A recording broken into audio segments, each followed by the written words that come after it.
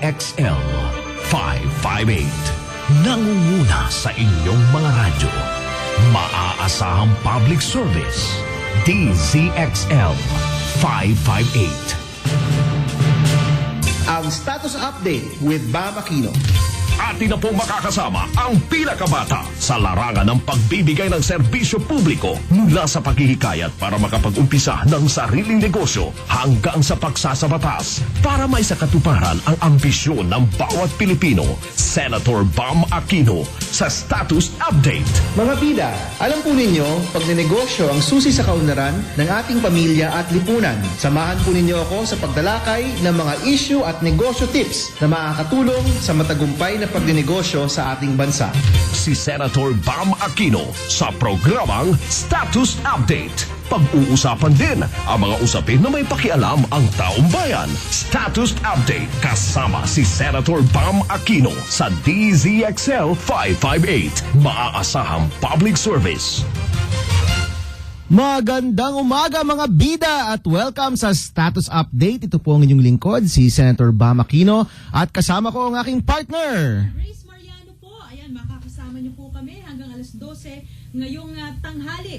Okay, yan. Grace Mariano po, makakasama niyo po kami hanggang alas 12 ngayong tanghali. At ngayon, ang oras mga bida, no, 11:06 na ng umaga. Good Ayan. morning, Grace. Good morning. At para sa ating mga listeners, para lalong sumaya ang araw ninyo, tumutok po kayong mabuti sa aming programa. Nako, itong pag-uusapan natin, ramdam na ramdam nyo to, tagus hanggang buto mamaya. may special guest po tayo dyan. At syempre, para lalo kayo maging updated, tutok lamang po kayo sa Twitter ni Senator Bam Aquino. Ayan, at Bam Aquino. At sa kanyang Facebook po, Benigno Bam Aquino. Alright, pwede rin po kayong mag-text sa aming show ngayong umagang ito. 0921-431-1044. 0921-431-1044. Ayan, Pwede rin oo. po kayong tumawag sa 882-2378. Ayan, lahat ng mga tanong ninyo, sisikapin po namin bigyang daan yan. Pati mga opinion nyo, ayan, may gusto kayong i-share, pwede nyong i-text, babasahin namin Alam mo, mamaya. Hanggat kaya namin. Alam mo, kasamang Grace, special tong episode natin ngayon. Oo nga. Kasi alam nyo po mga kaibigan, sa mga regular listeners po natin, alam po nyo na paminsan-minsan, sabi nga nila, panaka-naka. Minsan. Yon. Umiiba tayo ng usapan kasi alam naman ho natin na itong show po natin tungkol sa pagninegosyo. Pero once in a while, kasamang Grace, nag-iiba tayo ng konti, no? We had Brother Armin noon to talk about sa yung school Department of building. Education. We had the NFA Administrator Renan Dalisay. Bigas. Pag-usapan yung bigas at yung noon naging issue kasi yung fake rice, di ba? Ay, oo. Ito, naku, napakainit ng isyong ito. Bakit ano po bang pag-uusapan natin ngayon? Mga lisensya, mga Ay, oo. plaka. At Hindi siguro, mamatay-matay issue dyan. Ano? Buti na lang. ano ba, Guess natin siya ngayon. papatayin ba natin yung issue o bubuhayin yung issue? Hindi, kaklaruhin natin ang Kaklaruhin po issue. natin. Ayan. Kasama po natin ngayon si LTO Chief, Assistant Secretary Alfonso Tan Jr. May abangan nyo po siya. Kaya lahat yung mga tanong ninyo, i-text nyo na lang. Kaya lang, mukhang ano daw pagka-post daw ng issue dun sa Facebook page ninyo, bubaha ang mga tanong. So, sisikapin namin na yung hanggang 12 lang tayo, no? Makuha namin, maitanong yung pinakang importante doon. Opo, but of course mga kaibigan, magsisimula po muna tayo sa mga may init na balita. Ito po ang headlines. Dislike or dislike ang mga issue na to. Unang-una, ito, isang linggo na itong pinag-uusapan, yung Overseas Filipino Workers Power, tagumpay daw po, dun sa direktiba ng Bureau of Customs na buklatin, pakialaman, busisiin ng mga balikbayan boxes. Okay, ito naman, like to mula sa Abante, OFW Power, tagumpay sa BOC issue. Oo, nagdidiwang sila ngayon, Senator. Masaya-masaya sila kasi pinigil ni Pangulong Noynoy Aquino ang naturang directive ng Bureau of Customs. So hindi na bubuksan, hindi na bubusisiin. Ando daw yun anti-smuggling drive, no? Oo, actually, in fairness naman kay BOC Commissioner Bert Lina, yung unang-unang beses na itong ni Ray, sabi niya meron daw kasing drugs. Meron daw drugs. Tinatago sa mga balikbayan boxes. Daw. Oo. Tsaka mga armas. At saka mga spare parts pa ata, no? Ng Ng mga armas. armas. At sasakyan. Oo, pero sabi naman po ng mga OFW groups, no, may K9 unit naman. Oo Yung nga, mga pwedeng aso amuyin. na inaamoy, may X-ray naman. Baka naman pwedeng makita na dun sa X-ray. Baka hindi na kailangan bulat-latin.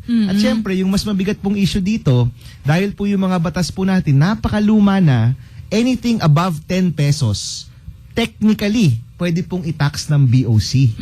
Kaya ngayon meron yatang mga proposal or panukala na ihahain na papataasin yung tax-exempt value Oo. ng laman ng mga balikbayan boxes. Actually, kasamang Grace, na-file ko yan August 2014. O isipin nyo na i-file na pala. Oo. So dun po sa inyong panukala, anong value na ang 10,000 pesos per item.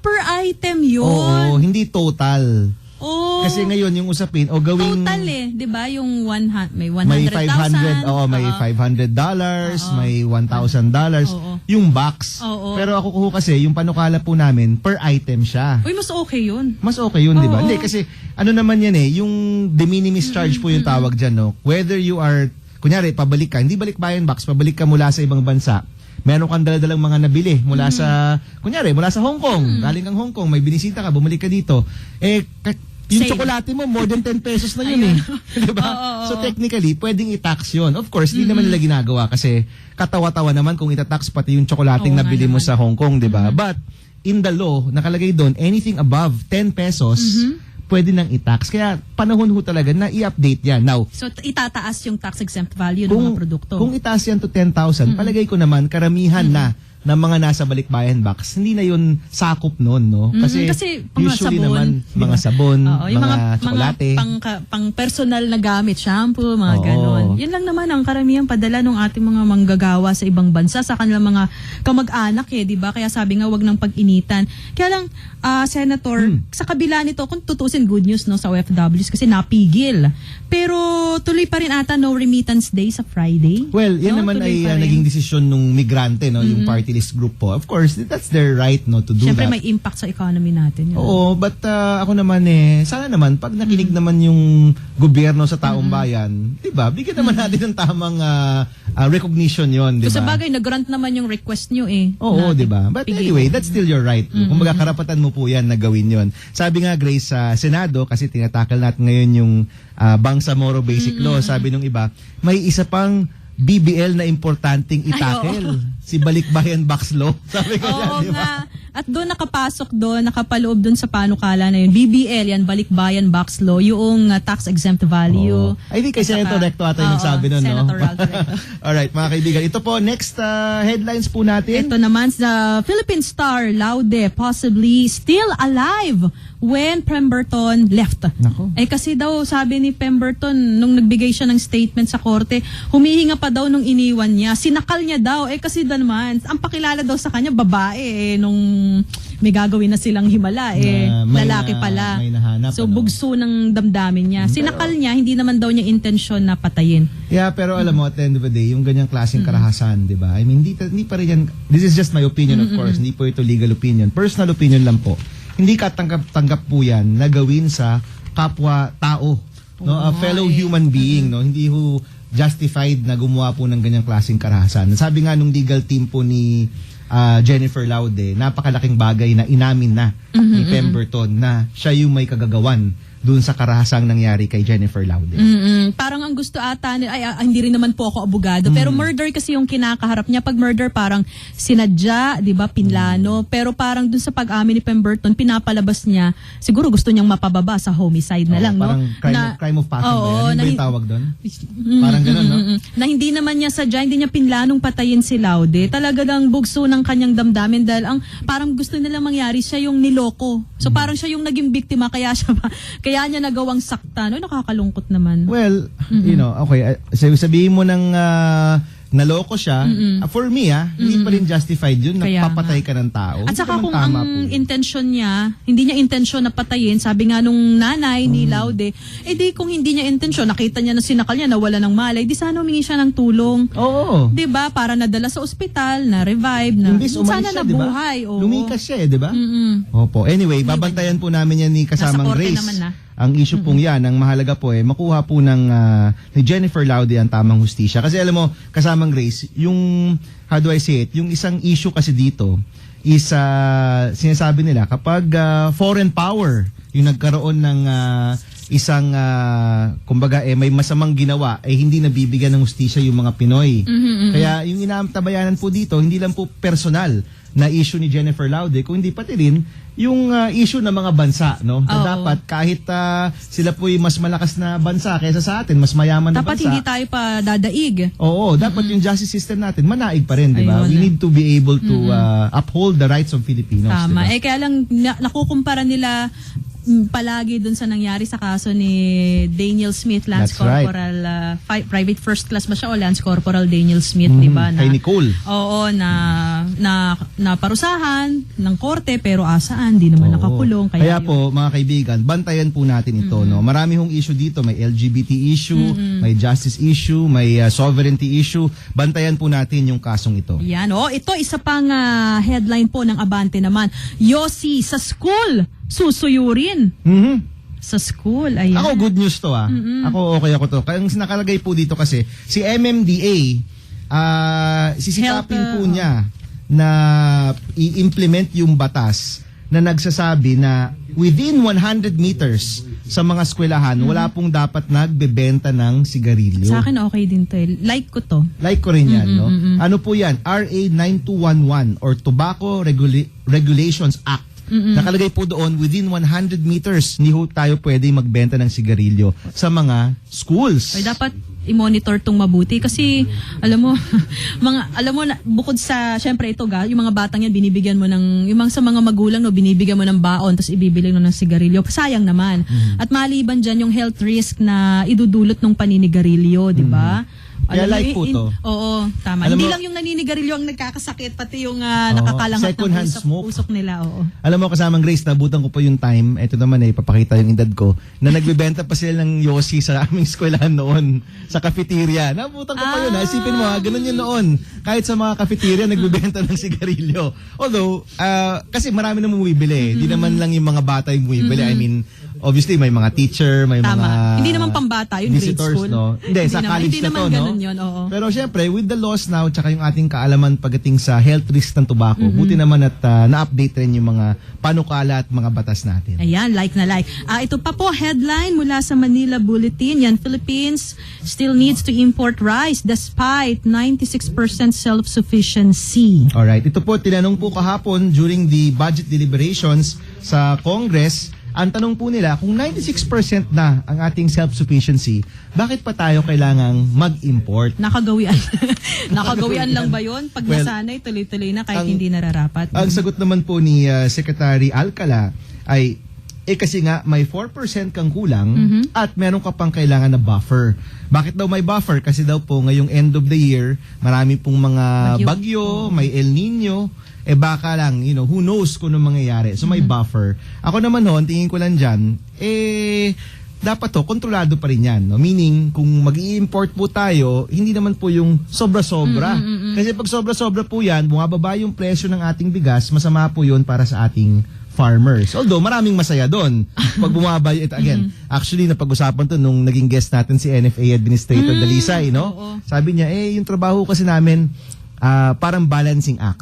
Kung hindi kami mag-i-import, yung presyo ng bigas mas mataas, masaya yung mga magsasaka natin. Oh. Kapag nag-i-import kami at pumapasok yung imported rice sa merkado, bumababa yung presyo ng bigas, masaya yung taong bayan, pero yung farmers natin naghihirap. Yung pumapatay sa industriya napakahirap nila. po ng trabaho po nila. Tapos yung isa pang bubuksan nito na pwedeng pinsala sa bansa natin, yung smuggling. Kasi syempre, ngayon kasi ang importation, pinapayagan pa ang private sector mag-import. So doon nakakalusot yung mga negosyanteng tuso, no, na namimili pa nga ng permit doon sa ibang mga kooperatiba, no, para makapag-import ng bigas. So yun lang po yung dapat nating tingnan. Opo. Na sana legal yung proseso. Sabi nga si Senator Cynthia Villar ata, no, Agriculture Committee, sabi niya sana government to government na lamang yung procurement process pagdating sa importation para siguradong walang smuggling. Pero hindi rin naman sigurado yun. Kahit government to government yan. I mean, kung tutuusin yung mga ibang scam noon, government to government rin naman yun. Pag gustong gumawa ng kalokohan, may Meron paraan. talaga, Oo. diba? Ang importante ho talaga dito, aside from those safeguards, no, na hindi po sobra-sobra yung importation. Kasi unang-una, kataka-taka, bakit mo kailangan mag-import ng sobra-sobrang laki? Pangalawa, even though bumababa po yung presyo ng ating bigas, kasi nafa-flood yung market, no? Yung magsasaka po natin naman, talagang naghihirap po sila kapag sumosobra yung Dapat importation. tulungan sila. Saka, anong taon ba nangyari yun? Hindi ko alam kung under na ng Aquino admin or yung previous administration na merong sobrang importation tapos nangasira sa warehouse ng NFA, di ba? Oh, Parang hindi, nangyari excuse me, before yan. Before Aquino administration po yan. Mabuti ng malinaw. Hindi, tsaka Grace, lilinawin ko lang, yung total ng na-import during the previous administration, kung di ako nagkakamali, million-million Sobra, tonelada diba? yun, di ba? Oo. Tama ba, friends? No? Million-million tonelada. Ngayon po, di hamak mas mababa dahil nagiging sufficient na yung ating production ng rice. Yun naman. Alright, okay. Ano ba? Last na lang tayo. Ano bang Ito gusto pa. natin dito? Marami pa eh. Pwede Ano ba bang- pag-usapan kahapon sa Senate? Ang alin kay, doon, yung JPE? quorum? Oo nga. Bakit ba naglalaho ba? Nung pong kasing Monday ba nagsimula yung period of interpellation sa BBL? Yan si Senator Pia Cayetano yung una nag-interpellate. Kahapon kayo, no? Yes, Ay, nun opo. yatang nag-interpellate si Senator Pia. Unti-unti ba? Umuunti ba yung mga senador sa plenary? Napansin ni Senate Minority Leader Juan Ponce Enrile. Kaya, Opo, actually kahapon siya nagsabi, no. Alam naman ho natin na balita na si Minority Floor Leader Juan Ponce Enrile ay nagbalik na sa Senado at kahapon po nagbigay siya ng manifestation. Sabi niya, bakit parang kumukunti yung mga senador dito? And sabi niya, kung feeling ng minority, wala o kulang ang mga tao, magtatanong sila tungkol sa quorum. Ano pong ibig sabihin nun? Pag wala po kasing 12 senators ang nakaupo, wala pong quorum, no? Kailangan itigil yung proceedings. Kasi ano yan eh, ano ba yung quorum? 24 yung mga senador, so kailangan majority ng Oo. mga senador. So 12 plus 1. 12 plus 13. Mhm. Kailangan. Counted rin ba ang mga naka-detain? Hindi, no? hindi. Di ba? Tinatanggal nila sa bilang yung mga detained. Pati ang mga naka-sick leave, hindi counted yon? Yes, but I think ano pa rin, 12 pa rin 12 yung pa hinahanap rin, nila. oo. Opo. And ano naman yan si Senate President Drilon, talagang nakaupo siya doon. So it's usually 12 plus 1, no? Okay, Pati siya. tama. So sabi ni JPE kahapon, hindi naman ako nang-aasar, hindi naman ako nagiging difficult, no? Kaya lang, napakahalaga ng BBL na pag-usapan, dapat nandito tayo nakikinig. Na in fairness, natuwa ako kasi ako yung mag-i-interpolate. Tama, kaya kahapon madami. Kaya kahapon, maraming nakikinig sa amin, di ba? Kaya, At kahapon, in fairness, natuwa ako ang doon. dami. di At ba? kahapon po yung interpellation nyo, ano nga ba yung pinunto nyo? Parang una, pinadescribe o pinasabi nyo kay Senator Bongbong Marcos yung pagkakapareho ng ARM at saka yung itatatag na Bangsamoro entity. At Thank saka you, may mga, Grace. At nakikinig siya sa interpellation ko. may mga inland waters pa kayong binanggit kahapon. Actually, marami pa po yan. No? Yung tanong ko lang ho kasi, itong BBL, sinisikap natin itong maging magandang batas, di ba? Definitely, dapat yung makukuha ng mga Muslim brothers natin tsaka yung mga benepisyo dyan, hindi dapat kumonte dun sa nakukuha nila ngayon. Kasi yung ARM yun, Autonomous Region in Diba? West Kasi kung Mindanao. kukonti rin, ba't pa natin to ginagawa? Now, pinapoint out ko lang, ano yung mga nasa ARM law. So ano pa yan, 1996 o 98 pa, no? 98, Basta matagal na ho yung ARM law versus itong current version yung BL bar. Ano ba yung nasa BL bar na wala sa ARM law? So ibig sabihin, yun po Nabawas, added benefits, oo. no? So dagdag. Ano yung nasa ARM law na wala sa BL bar? O, Yun yung nabawasan. bawas. Oo. And ano yung kaparehas lang? Kasi mahalagang meron po tayong point of reference, no? So, inisa-isa ko lang, ito noon nandyan, ngayon nawala, ito nandyan, ngayon nandyan pa rin. So, we want to make that comparison, no? And in fairness naman, naging maganda naman po yung talakayan po namin. And definitely, imumungkahi po natin na baka kailangan ibalik yung ibang mga bagay doon Oo. kapag period of amendments na. Ayun, nakaabangan namin yan. Okay, yan po yung ating mga headlines na maiinit ngayong araw na ito. Yes. At tayo po ngayon ay magko-commercial muna tayo. Tapos pagbabalik po natin, syempre pag-uusapan na natin yung napakainit nating topic ngayon. Mga issue sa Land Transportation Office. Ayan, yung aming bisita, andyan na. Oh. Excited na. Okay, ang oras po natin ngayon, alas 11:23 ng umaga. That portion was brought to you by Gin Kapitan. Basta may Gin Kapitan, kayang-kaya. Pabago-bago na naman ang panahon, kaya naman usong-uso rin ang diarrhea. Ano nga ba ang dapat at hindi dapat kainin at inumin kapag may diarrhea? Panatilihin ang tamang nutrisyon kahit ang iyong tiyan ay nagre-revolusyon. Makinig kina Assistant Secretary of Health Bernie Flores at Rod Marcelino sa Sabado, August 29, alas 12:30 ng hapon, dito lang sa DZXL 558 at sa ustream.tv/DZXL-online-TV. tamang diet kung ikaw ay may diarrhea. Sa radyo mo sa Nutrisyon, Year 6. Maasahang public service, DZXL 558. Si Senator Bam Aquino at Grace Mariano sa Status Update. Status Update. Alright mga kaibigan, nagbabalik po ang status update. Kasama po natin ngayon ang chief ng LTO, si Asik Alfonso Tan. At kung gusto nyo pong sumama sa diskusyonan po natin, Oo, pwede po sigurado kayong, marami kayong itatanong. So ito. pwede po kayong mag-text sa 0921-431-1044, 0921-431-1044. Pwede rin po kayong tumawag sa 882-2378, 882-2378. Pagkakataon nyo na po na klaruhin ang mga tanong sa Land Transportation Office. Ayan, buti naman po may time kayo at nakasama namin kayo, no? LTO Chief Alfonso Tan. So ito po yung mainit na issue ngayon sa LTO. Unang-una syempre yung issue po sa, ano ba unahin natin? Parang ang dami nila yung plaka. Yung plaka muna ng mga sasakyan. Ano na pong update dyan? May backlog na po ba? Nai-issue na ba sila on time? Yung mga nagpaparehistro, nakukuha na ba nila yung plaka nila ng tama sa oras? Unang-una, dapat ako yata magpasalamat sa inyo. Good morning to Senator Bam and Grace. Medyo nabubugbog kami at hindi kami nakakasagot ng madalian. Ano?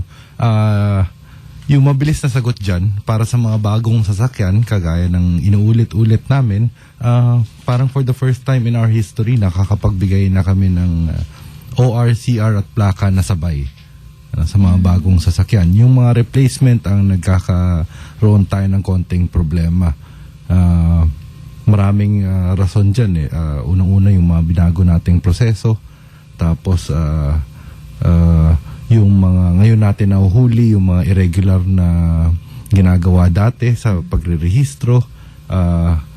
Nandun na rin yung delay ng supplier dahil sa dami ng orders. At itong huli naming problema, yung existing notice of disallowance na inisyu ng COA tungkol sa proyektong ito. Well, kasama po dun sa argumento yung replacement. Sabi nga nung mga may sasakyan na, may plaka na, bakit kasi dinamay nyo pa kami? Di kung ang inatupag nyo na lang sana yung mga bagong rehistrong sasakyan, di sana mas less ang problema ninyo. Bakit nga ho ba? Magkano nga ulit yun? 500, di ba? 450, sir. 450. Oh. Sipin nyo, 450 pang kailangan namin ilabas. Dagdag Di ba dun 450. sa 450 na 450 na yun, yung 100 100 pesos additional na singil ng LTO. Tama po ba ako kung hindi ako nagkakamali? Di ba supposed to be dapat 350 pesos lamang pero may dagdag na 100 pesos? It's 380 ang cost ng plates and stickers. So ba't nga ba sinisingil pa yung ano? Ang dagdag singil na? sa plates is 450 plus 50 pesos sa stickers. Maraming sagot. Unang-una, dapat intindihin ng tao na ang LTO ay hindi na iiwan sa amin ang singil namin. Hindi kami katulad ng ibang ahensya na yung bayad ng tao, yung fees and charges ay napupunta sa LTO. Hindi ho. Ang LTO, diretso napupunta sa National Treasury ang lahat ng fees and charges. Dahil dito, hindi rin kami basta-basta makapagpalit ng fees and charges namin. In fact, nung nag-umpisa ho yung proyektong to, ang una nga naming pinag-isipan ay ibigay ng libre yung mga palit ng plaka. Oo. Pero hinindian na kami ng DBM Kasi dito. di ba may fund naman para dyan? May pondong nakalaan naman? Actually, hindi. Self-liquidating kasi itong proyektong ito, di ba? Dahil magbabayad ang tao, saka mo palang o-orderin yung plaka. So, hindi rin maglalabas ang gobyerno ng pera. So, Ay, yung inisip 3.8. namin yun. Yun, 3.8B ang total project cost. Pero ito ay hindi, yun nga, kagaya na sinabi ko kanina, hindi naman namin daw ibabayad sa supplier kaagad. In fact, binabayaran namin ng supplier based dun sa deliveries nila ng plaka. And nagde-deliver lang sila ng plaka kung may order at kung may order, magkakaroon lang ng order kung nakapagbayad ng tao. Well, let's go back to the first question ni Grace at Chief Tan. Bakit ba kailangan palitan yung mga current Oo plates? nga pala. So, two answers to that, sir. Yung procedural, 2012 pa namin nilabas ito. At in fact, nagkaroon kami ng simultaneous public hearings nationwide. Per region, 3 beses, so 48 consultations. Yung resulta ng consultations namin, talagang overwhelmingly positive. Napalitan yung mga plaka? Napalitan yung mga plaka. What would be the reason kung bakit maging overwhelming yung pagpalit ng plaka? It's like this. Baka masyado ng matagal. Nagkaroon na tayo ng standardization program noong 1982 or 83. Since 1982 or 83, bawat palit ng administrasyon, nagkakaroon ng bagong disenyo ng plaka.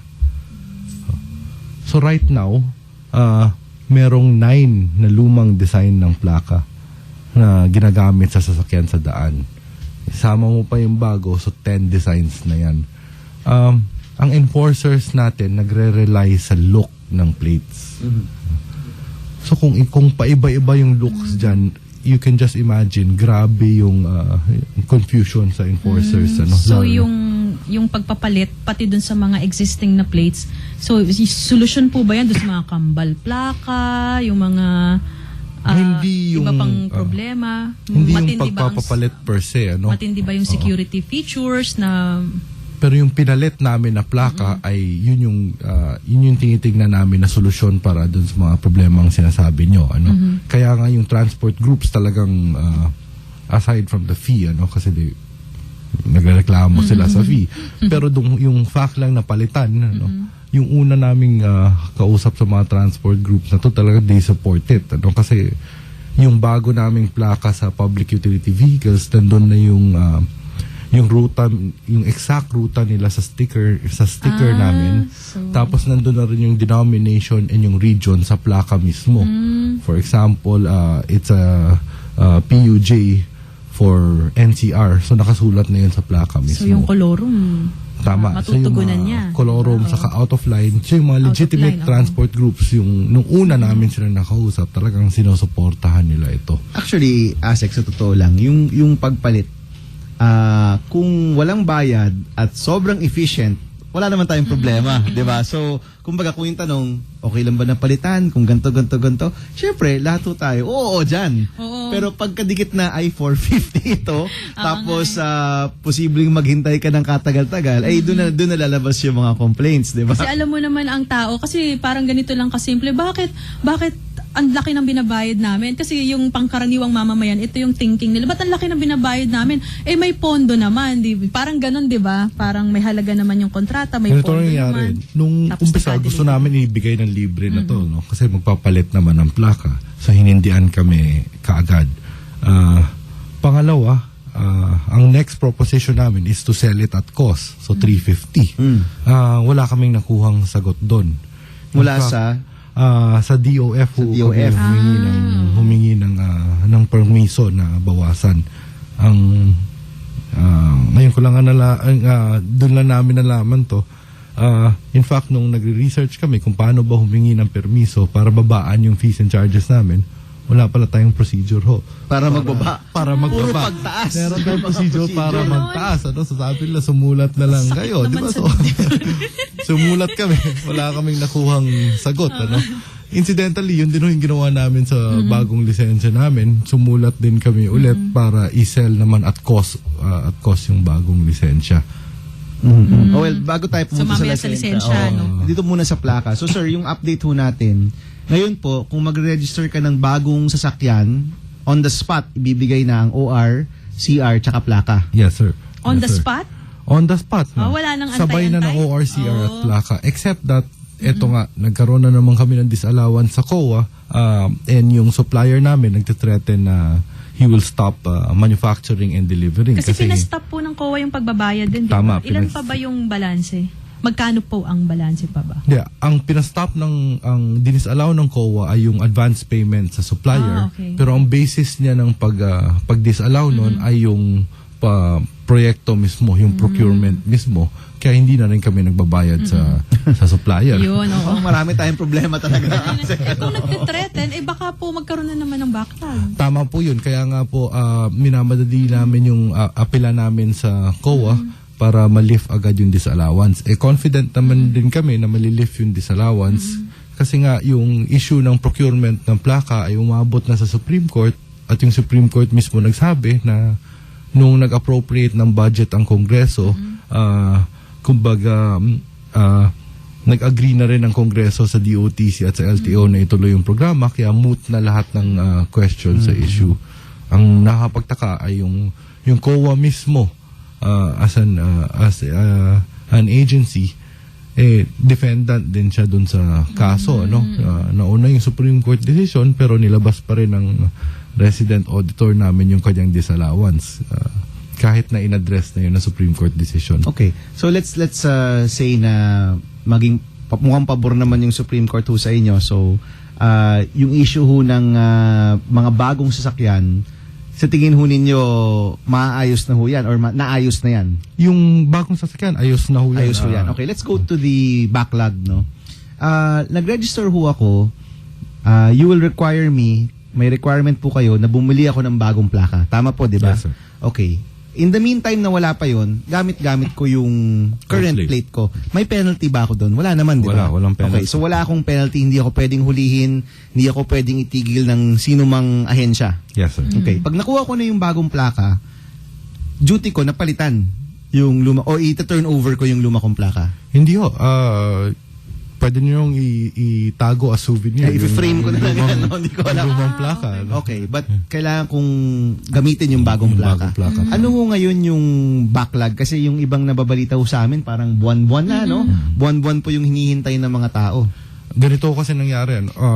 Noong una-una, nung ginawa namin yung programang to, yung pagpalit ng plaka, hindi lang dahil sa look or sa standardization, although if you go worldwide, lahat naman ng bansa, iisa lang ang look ng plaka. Tayo lang yung paiba-iba ng design. Tinignan din namin to para isang opportunity na linisin yung database namin. Ang simpleng example dyan is yung number ng characters dun sa MV file number namin. There's a specific number. Nung nagpalit kami ng plaka, in-automate namin ang ordering system diretso sa supplier. So, ibig sabihin, the system will only accept yung tamang Yung walang doble o triple. tamang number ng characters ng MV file number. May isang region kami, hindi ko nababanggitin. Banggitin nyo na. Kami lang naman ni Grace nakikinig dito. Secret. Banggitin nyo na. Ano po yan? Region 4A. Ang lumabas sa kanila is out of yung unang 150,000 na orders nila, parang 60 plus thousand lang tinanggap ng sistema. Dahil yung balance doon ay Pagkakapareho? Hindi not necessarily magkakapareho. Basta may mga problema. Merong dagdag na character. At nalaman namin, ito ay hindi, of course, meron din dyan talagang illegal. Meron na namang completely errors procedural or I can say incompetence or errors ng nag-encode. So, syempre, hindi tatanggapin ng sistema yan dahil automated. Pero hindi rin namin basta-basta ang dapat i-order yan kasi we need to go back to yung papel nila mismo kung So sa Region 4A may regular backlog yan. ngayon doon, nagkakaproblema or okay na? Nationwide, meron kaming backlog dahil nga doon sa mga tawagin natin irregularly registered na kailangan namin imbestigahin kung tama ba talaga ang pagkaka-register. Okay, pero kaklaruhin ko lang Grace, kasi I'm sure ito yung tanong na ng tao. Yung backlog, ang naging issue lang yan sa tao, may binayaran ako, hindi ko pa natatanggap yung binili ko. Ang Pero tagal makuha. in terms of compliance, wala pong issues yun, no? Okay lang po yun na hihintayin natin. Now, ano po yung currently, ano yung longest wait ngayon? Parang may umabot na ba ng taon? O wala pa naman siguro? Wala pa dahil this year lang namin yung implement. Una-una sasabihin ko, ang plano talaga namin ay mabigay lahat ng mapalitan lahat ng kailangan palitan ngayong Anong taon target na date to. ba? Hanggang December. Basta ngayong taon nito. ngayong So taon na next to. year, magkapareho na lahat ng Ang plaka. huling magre-register dapat is October 31. So 45 days ang production and delivery period namin, so December 15, ano. Pero meron rin namang late magpa-register. Pagpadala niyo po ng mga bagong plaka, maglagay kayo ng Merry Christmas na card, no? Para Pampalubag loob. Pampalubag loob, no? Okay. That's the only way kasi hindi namin pwedeng i-pre-order lahat ng existing plate numbers, ano. Kasi kung nasa amin naman yan, baka naman kung saan Ilan magamit. nga ulit yan? Ilang kotse nga ulit yung kailangan yung palitan ng plaka? Ilang 3.5 million. sir. 3.5. All in this year ang balak ko ninyo. No, sir. Ang mako-cover lang is yung magre-register this year. Pero halos 3 million na rin this Hindi ba year. lahat nagre-register every year? Hindi Oo yun. nga. Kasi for new vehicles, may 3 3 years. years, no? 3 years. So yung bumili nung 2013 or Hindi pa, no? 2014, 14, hindi hindi pa. sila. But that's still about 2.5 million siguro, no? Mga 3 din. Mga 3 million mga din. 3. So it will take 3 more years para lahat talaga pare-pareho na. Makikita mo sa lansangan. Tama, kaya diba? kaya ito yung 5-year program namin para ang intent ka namin is mapalitan lahat. And dahil sa disenyo namin, hindi napalitan ng susunod na Mga administrasyon. mga administrasyon. Dahil kung tignan nyo nga yung design ng plaka, it's politically agnostic. Ano? Walang, yung nasa baba, hindi na yung mga slogans, yung region na talaga kung saan siya registered. Okay. Sir, medyo mahaba tayo dito. So marami pa tayong pag-uusapan. Plaka Pero pa last lang na yan, lang. oo. Madali daw masira yung bagong plaka. Nalulusaw daw sa baha, sa tubig, nasisira. nalulusaw. Na ano ba? Hindi naman nalulusaw na Nasisira. Nadidistrong natanggal. ka. Okay, Hindi, yun. ang pinost yata ay nagbe-bend siya ng 90 degrees. Ganito sir, para malinaw. Yung since 1982 or 83, every year, iisa lang ang supplier ng LTO ng plaka. Except for 1 or 2 times na iba yung nanalo. Nagkaroon nga raw ng public bidding pero makikita mo sa records, iisa lang ang bidder. Isa or dalawa. Noong 2011, siya rin ang nanalo para mag-supply nung 2011 na materyales. Ano? Dati kasi ginagawa ng LTO, nagbibid para sa materyales ng plaka. Tapos gagawin sa plate making plant ng LTO. Pero dahil ang pinakabago naming equipment sa plate making plant ay 1970s, Ay, tagal. hindi rin natatapos lahat. Ina-outsource din ang embossing. So, to the same bidder na nanalo. So, parang chop-chop yung kontrata. Noong 2011, yung materials niya for 2011, na-deliver niya 70% ng 2012. Doon ho nag-umpisa yung backlog talaga natin. So doon din nag-umpisa na nag-isip kami na hindi dapat baguhin na natin yung sistema, hindi lang ng ordering, kung hindi yung procurement mismo, ano? Bakit pa tayo bibili ng materials, hindi naman natin kailangan gawin. So gumawa kami ng finished plate. Or would you believe na yung nung nagpabid kami ng finished plate, ang LTO na nag-issue ng plaka, wala kaming specifications ng plaka. Lahat ng specification namin galing lang sa supplier na dati ng supplier. So ang ginawa namin, nag-issue kami ng request for information to the public.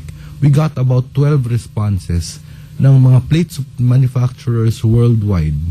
At yung mga specifications nila, pinagsama-sama namin na ito na ngayon yung bagong plaka natin. You talk to any plate manufacturer worldwide, objectively, they will say it complies with international standards. In fact, mas mataas pa nga tayo kasi mas bago tayo. Ba't nagbe-bend po? Unang sagot, no? Unang sagot. Hindi matibay. Ang plates were never meant na idaan sa baha. Ano? Yung natatanggal sa baha, nangyayari dati yun. Ako alam ko yun dahil may mga kaibigan ako na nawawala yung plaka pag dinaan sa baha. Sana matibay. Yun naman yung nagbe-bend. Ano? Nag-test kami with... kasi yung nag-bend gamit niya Toyota Innova. Sinugod niya sa baha. So, paabante siya. Pero yung plaka niya nag-bend din ng paabante. Daw. Dahil may backflow daw ang radiator niya.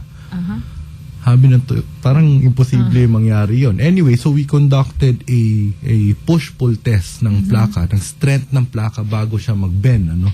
ang Toyota ang nag-conduct na na-witness namin. Ang new plates namin needs 13 kilograms ng force, full force, para ma-bend siya. Yung lumang plaka ay 9.5 kilograms lang. So mas matibay yung bago. Mas matibay, parang kaduda-duda mas matibay yung yung bago. Saka, So in short, sir, sinasabi niyo yung mga nag-bend, yun yung unang supplier. Yun ba yung sinasabi niyo? actually, yung Hindi, picture, bagong picture pinakita plaka. bago. Bago sir. yun, di ba? Pero either, hindi kaya mag-bend ng plaka ng 90 degrees. So you're So saying parang hoax yan. Ina-assume ninyo na may ibang ginawa. Sinadyang I can say i-bend, it's a ganon. hoax. Sinadya. Kasi, sir, Oo.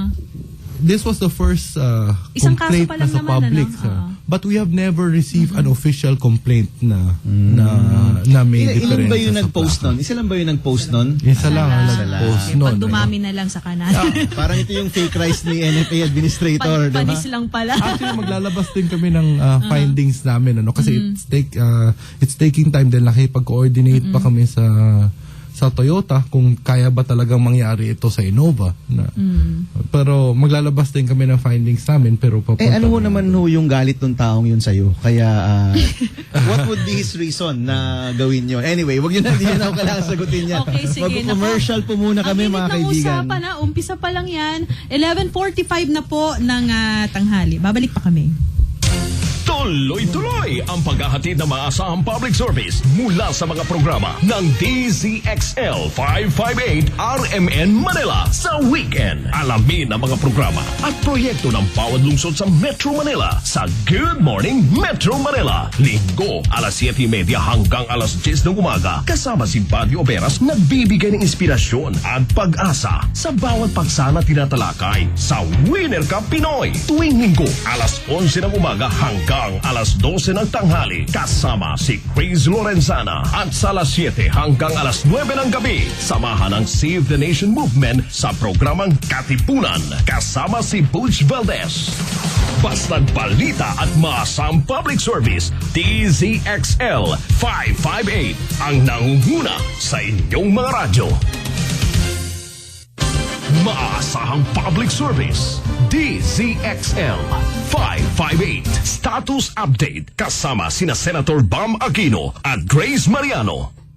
Okay, nagbabalik po ang status update with Senator Bam Aquino at syempre kasama pa rin po natin ang LTO Chief, ASEC Alfonso Tan Jr. At ngayon, tapos na tayo. Iitsantabi muna natin, although alam ko ang dami pa ninyong tanong doon sa mga plaka. Pag-usapan naman natin ngayon yung driver's license. Ayan, isa pa yan sa nagkakaproblema dati, di ba? Ang dami hindi na-issue. So ngayon po, anong update? May good news na ba? Good news na? Ay, naka-off yung microphone ni sir. Ayan, okay. Well, para sa amin, good news. Good news Nagkaroon kami ng bidding, kagaya ng license plate. For the first time, nagkaroon kami ng bidding for the supply of driver's license cards. Yung previous supplier namin since the 80s. Since the 80s pa rin yan. This time po, wala nang subsystem. Pag pumasok yung application mo sa LTO system, ipiprint na namin ng diretso yung inyong driver's license card. Ang good news dito ay we used to pay our previous supplier 125 pesos per card. Ang lowest bid ay around 68 pesos per card. All cards, plastic, all cards stock. Philippines. Yes, ma'am. Oo. So, nangyayari ngayon, nandyan ho yung mga bagong printers natin. Inaantay rin natin yung ating IT provider na ma-ready nila yung kanilang sistema para ma-install yung printers. And then after that, itetest pa namin yung printers. So, ang initial deployment namin ay dito sa Metro Manila, kompleto na kami ng all 20 sites. Except for Malabon, dahil nagka-problema yung server ng opisina. And then we expect na by September 15, kompleto na lahat, except may final testing nung week of September 15. So, 1 week after, nag-roll out na, kompleto na all 233 sites nationwide. Okay, ASEC Tan, first question, So dahil ho sa bagong sistemang ito, tinanggal niyo po yung mga renewal center sa mall. Tama ba yun? Kasi yung meron akong, I'm not sure kung relative ko yun or kaibigan ko nagsabi, pumunta siya sa mall, tapos parang wala na daw, hindi na daw pwede. Napaka-convenient po noon eh. Ako noon, doon ako nagre-renew. Kahit ako. Isang oras, 45 minutes, tapos ka na. Let's make it clear, sir. Wala ko kaming tinanggal, ano? Oo. Ang nangyari ang hindi kasi alam ng tao ay yung renewal center sa mall ay pag-aari ng pribado na tao. No? Hindi yan pag-aari ng LTO. Kaya nila tinayo yan dahil tatabihan nila ng medical nila at dati ng drug testing nila. Ano? Nung nawala yung drug testing, yung iba dyan hindi na nakayanan. Ano? Yung cost.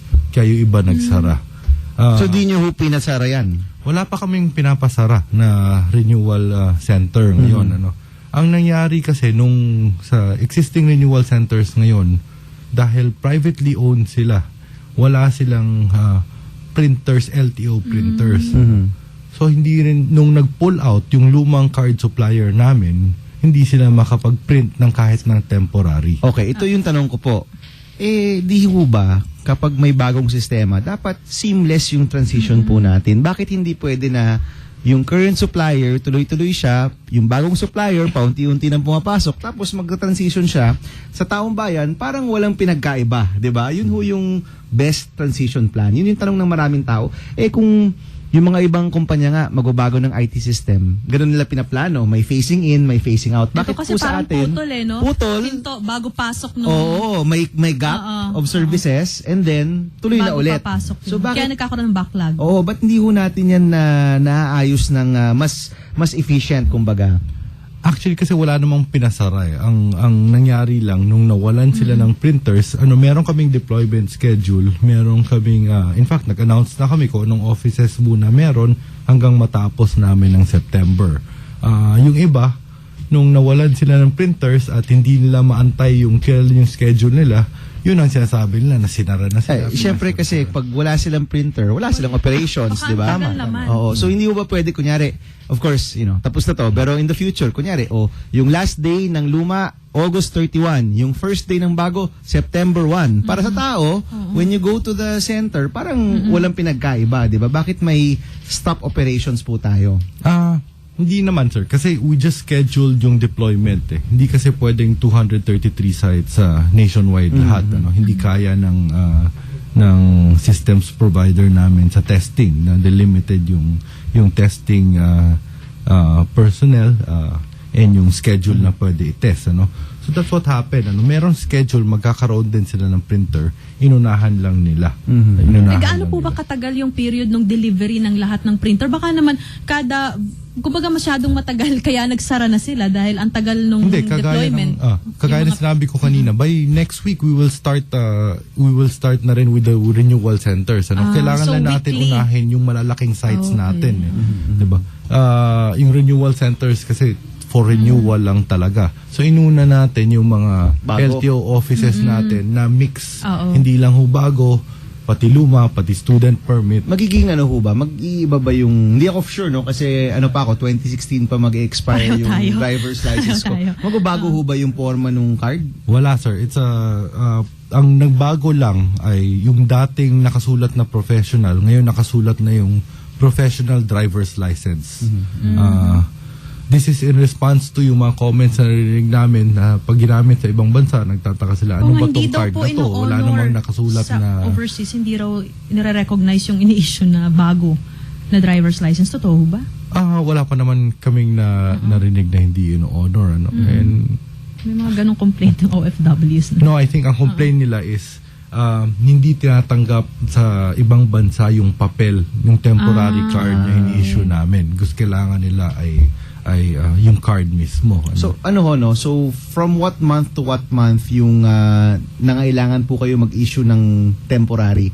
Although ako nung bata ako, nung teenager ako, ganun yung sistema, di ba? Yes, sir. So maghihintay ka ng ilang buwan, pipick upin mo ulit, and then eventually naging efficient, no? Maghihintay ka na ng 45 minutes, magmo-mall ka pa siguro. Last time sa SM ako nag-renew bago nun sa MRT, no? Noon dyan sa Glorieta, 'di ba? Dyan sa MRT dyan, meron nun before.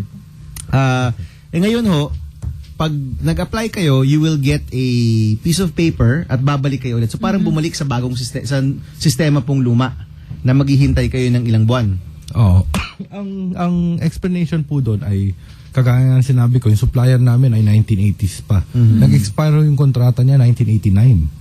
Since then, Puro renewal na lang. i-renew siya ng yearly hanggang 2006 na hindi na talaga siya na-renew at all. Okay. Pero nagsusupply pa rin siya. So, noong 2013 ng September, dinis-allow kami ng COA. So, hindi na namin siya binabayaran mula 2013. Ang ginawa niya, siguro dahil hindi na siya binabayaran, hindi rin siya nakakasupply regularly. So, yun ang Kaya ganun ang that nangyari. created the problem ho, Yes, no? sir. So itong sabi nga nyo, next week, yung printer suit nyo nandyan na. Does that mean that starting next week, kung mag-renew kami, we will get our card immediately? Actually, it started na ho this last Tuesday. okay. Kahapon yung buong Metro Manila. No? Makakuha Pag na ng nag-renew ka, card. kuha ka ng card at ang gagawin po namin, mag-overtime kami Hanggang to anong print oras yung po? backlog. Hindi, araw-araw and even Saturdays. In fact, on Saturdays, magbubukas kami para yung mga taong gusto kunin yung backlog nila ay pwede pumunta sa opisina namin para kumuha. Linawin natin yan. Lahat, yung LTO office, kasi marami tayong nakikinig, baka sumugod sila ng Sabado, walang trabaho, hindi sila mabigyan. So lahat po ng LTO offices lamang o pati yung mga na renewal center sa mall, mag-extend hanggang Saturday? Right now sa NCR ang meron lang kaming printers for the new cards ay yung LTO Ayun, offices. para malino. Ano? Baka may magpuntahan sa mga renewal center sa mall. Wala na, lagot na naman kayo. Hindi, nag-publish na kami ng opisina kung saan pwede mag-issue ng new cards. At yung mga opisina na ito, next week i-update rin ho namin yan, dadagdagan namin. Yung mga opisinang pwede nang mag-print ng bagong card, nag-overtime ho yan. Tapos para mag-print ng backlog. Ano? Pero kahit na ino-overtime namin sa araw-araw, pag pumunta ka ngayon at hindi gaano karami yung tao at hiningi mo, nagpakita ka ng temporary license o temporary yung paper license, i-print, makukuha nyo pa rin yung card nyo. No? We will accommodate you. In fact, yesterday, nag-ikot ako, talagang ina-accommodate namin yung mga paisa-isang pumupunta. Pati ata student license nyo, card na rin. Ayun lang ang pagbabago namin ngayon. Kasi dati papel lang pag student yung license. student, ginawa na rin naming card. Kulay Pero yung yellow. kulay orange. Orange. Kulay orange. Oo. Yung kulay yellow, dati na namin ini-issue yan. Yung sa conductor's permit. conductor, Alright, okay mga kaibigan, we have 4 minutes left pero napakaraming tanong. Ito, Asiktan, bilisan na natin yung mga sagot. Sige, mabilis. Well, ito nasagot na. Will LTO reopen the license renewal centers? Hindi naman ho sinara. Hahabulin lang yung mga printers. No? Habulin yung mga printers and tomorrow we will be signing an agreement with the first mall that actually proposed to us, Robinson's Malls. We intend to open as much as allowable due to yung space constraints ng malls, pero kung kaya lahat ng Robinsons nationwide, we will do that. Alright, ito po. Anong aksyon natin sa mga supplier ng plaka na may kasalanan sa backlog? Paano po natin titiyakin na hindi mauulit ang delay? So meron ho ba kayong penalty sa mga suppliers kapag nalilate sila? Sa kontrata, kapag hindi ka nakapag-deliver on time, pinipenalize sila, may monetary penalty sila at kinocompute namin yun. Except that ngayon nga ho, dahil sa disallowance, hindi namin sila binabayaran at all. Ito po, tanong, bakit may bayad ang change of address at personal details kapag nagre-renew ng lisensya? Tanong ni Miliang Riesa na via Twitter. Ako rin, yun din yung tanong ko, no? In fact, gusto ko nga ipatanggal yan, But again, we have to go through, dahil nga kami ay ahensya sa isang ahensya ng gobyerno, hindi kami basta-basta makapagtanggal ng fees namin. Pero yung mga fees na ganyan, yung mga admin fees lang, para sa akin, gusto ko nga ipatanggal. Pero baka hindi tayo. Pero yung renewal ba ng license at yung pagkuha, tumaas ba, bumaba sa bagong? Pareho lang dahil hindi pa kami nakakakuha rin ng approval para ipababa yung fees. Alright, so from FB, sabi ho ni Crisanto Cruz, sana may watcher kayo sa pagkuha ng license test. May nakabantay ba daw? Ang problema sa license test na dalawang klase yan, yung written at yung practical. Yung written, kinakausap namin yung systems provider namin. Hopefully by October 1, ibahin na namin yung written exams namin. Kasi Ngayon, yung mga sagot naka-display doon sa gilid. Tama. Di ba? Tama. Andun din yung mga sagot Actually, yung buong proseso ang gusto kong baguhin dyan. Yung sa written exams na lang, ang nakakatawa ngayon, ang difference lang between exams ng professional at non-professional ay yung dami ng tanong. So, binago na natin yung mga tanong. Meron tayong ready na So, iba na ang mga tanong ngayon para sa non-professional. Iba na rin ang tanong, hindi lang sa professional, kundi pati sa truck, sa jeep, or sa motor. Ang kailangan lang ay may upload namin yun sa sistema namin, and sabi ng system sa provider namin, it will take time. Ang isa pang pagbabago na gusto natin gawin ay hindi na kami magle-lecture bago ng exam. Kumbaga, ang balak namin gawin, pag kumuha ka ng student permit, bibigyan ka namin ng reviewer. Yun na lang pag-aralan mo para kung ready ka na kumuha na ng professional, bumalik at mag-take ka ng exam. Okay, ito mga magagandang tanong. Ayoko kong palampasin kahit alam kong 1 minute na lang. Sabi ni Christopher Alaba, marami pa rin daw pong fixer sa LTO. Tama yun. Para sa akin, sir, may fixer dahil palpak ang proseso namin. Diba? Kaya ngayon, talagang pinapaiksi namin at pinapagawa namin mas efficient. Ang dapat ko ding ibanggit, nung naglabas kami ng bagong cards, ni-roll out na rin namin yung bagong proseso namin sa pag-renew ng lisensya. Imbis na kukuha ka pa ng driver's license application form, ngayon pumunta ka na sa first window, ipakita mo nilang yung luma mong lisensya at yung medical certificate, ipapakita namin sa screen, sa monitor, computer monitor namin yung datos nyo, at ikaw magsasabi kung may papalitan ka o wala. Kung may papalitan ka, that's the only time mag-fill up ka ng form. Kung wala kang papalitan, diretso ka na sa pagpapakuha ng iyong picture at sa signature. Kumbaga, paperless. Chief, parang all of these reforms talagang hindi madali. Parang yun yung gusto mo natang sabihin. Hindi Birth madali itong pains pa mga ito, dahil bago reformang pa lang. ito. Okay, ito sabi ni John Paul Sausa, bakit ang aircon sa LTO office, mga empleyado lang daw nakikinabang imbis yung mga customer? Hindi ba buwis ng mamamayan yan? Sige, magdala mo na ng pamaypay. Ito meron pa daw. Tama yan, sir. In fact, nangyari yan sa Quezon City Licensing Center sa Diliman. Kaya pinalagyan na natin ng maraming, in fact, malamig na ngayon ang waiting area sa Quezon City. Sir, doon kayo sa Quezon City magpa-renew. Malamig. Hindi. Kasi may aircon doon. Ganun. Hindi rin na natin isasuggestion, kasi ang problema namin sa Quezon City Licensing Center ay almost 600 licenses a day na kami. So, punong-puno na rin. Punong-puno. Yung malapit ho dyan ay yung LTO sa Pituasod. Nandun ako kahapon, wala silang pila. Wala silang pila doon. Ito may random drug testing pa daw po ba? By law, dahil sa batas ni Senator Soto, tinanggal na ang random drug testing except po sa Cebu. Dahil merong nag-file ng kaso doon at in-enjoy ng gobyerno na tanggalin ang drug testing. So, alright, mga kaibigan, magpapasalamat tayo kay LTO Chief Alfonso Tan Jr. Sir, sinagot niyo yung mga mahihirap naming tanong. At well, we hope that all of these processes maayos na nga po, and sana po in the soonest possible time, pati kayo, pati yung mga mamamayan po natin magiging masaya kapag efficient na po tayo. But thank you for answering, and thank you for your time. Ayan, syempre ako masasabi ko lang good luck sa LTO, dahil pag good luck sa inyo, good luck din sa amin kapag maayos ang trabaho ng LTO. Thank you po. Alright, pala yung isang episode. Alright, mga kaibigan, yan po ang ating show for today, ang status update. Gusto ko lang pong batiin si kumparing Ogie. Happy birthday bukas. Ogie, kung nakikinig ka. Anyway, mga kaibigan, nagpa-renew na rin siya. Nagpa-renew na rin siya. Alright, mga kaibigan, babalik po kami ni kasamang Grace Mariano next Wednesday, 11 a.m.